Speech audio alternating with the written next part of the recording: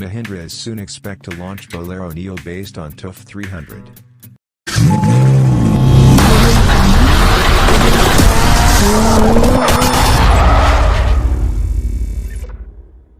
Before moving on to the video, it's a request to all the viewers, please subscribe to my channel for more updates on latest automobile launch. It is expected to be available with a BS6 version of the same 1.5-liter diesel engine that makes 100 PS and 240 Nm while mated to a 5-speed manual transmission.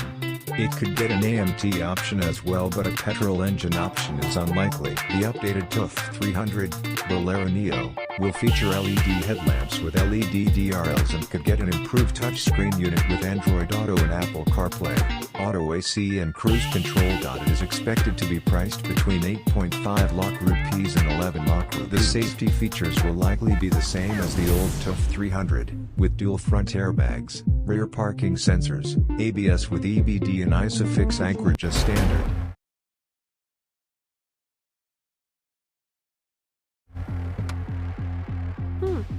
Looks cool यार।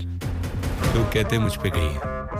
चलें। नया Bolero neo जल्द आ रहा है आरव और नैना की कई कहानियों के साथ।